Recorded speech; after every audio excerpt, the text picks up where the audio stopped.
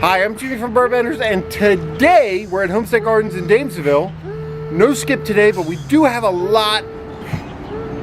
Oh, for God's sakes. What's happening, everybody?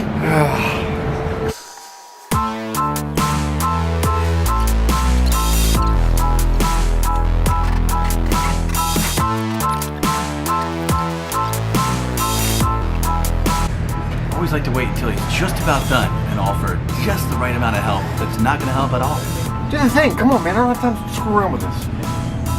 Where's it go? I got it. You'll just do it wrong.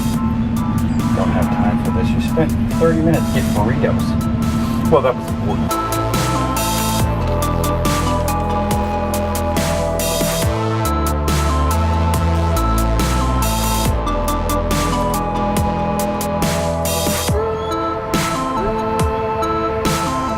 Now, you give me a couple of drinks and I can really act like that. People are like, wow, did you take lessons? No, I took liquor.